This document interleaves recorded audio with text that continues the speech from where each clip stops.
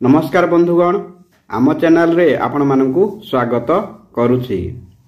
यही गोटिए काम करुछंती कि आज ही छाड़ंतु, अदरवाइज बड़ रोग को डाकी घर को नहीं आसीबो। सेही कामटी कौन आपनकु जणाइबा पूर्वरु आपण मानकु मोर अनुरोध, वीडियो को गोटिए लाइक एवं आम चैनल को सब्सक्राइब करंतु। चलंतु जानिबा ता हेउछि धूपकाठीर धुआं। धूपकाठीर धुआं बीड़ी सिगरेट धुआं ठारू मध्य अधिक मारात्मक। हिंदू धर्मर लोक माने साधारणतः सकाळ एवं संध्या समय रे ठाकुर पूजा करिबा समय रे धूप फूल चंदन भोग आदि समर्पण करी ठाकुर पूजा करिथांती। धूपकाठीर धुआं काहाकु बा भल न लागे। साधारणतः ठाकुर पूजा एवं होम यज्ञ रे धूपकाठी व्यवहार करा जाई थाए। भगवानक पाखरे धूप लगाइले मानसिक पूर्ण होइथाए बोली विश्वास रहिछि।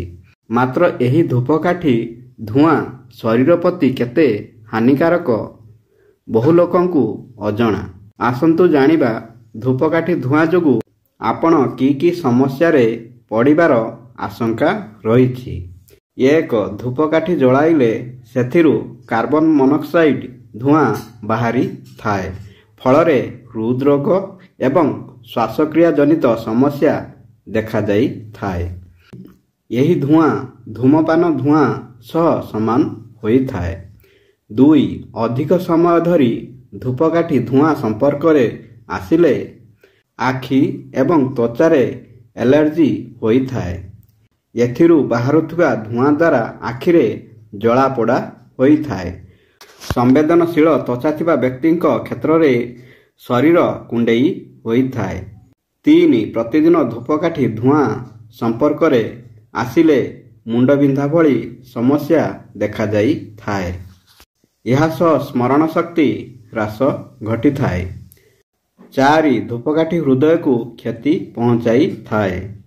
बहुदिन धरी धूप संपर्क रे आसिले हृदरोग रे मृत्यु घटी थाए। एही कारणरू मृत्यु हार 10 रु 12% को बढ़ी जिबार आशंका रहिछि। बंधुगण, धुआं ठारू सर्वदा दूर रे रुहंतु एवं निज शरीर को सुरक्षित रखंतु। धन्यवाद। जय श्री कृष्ण।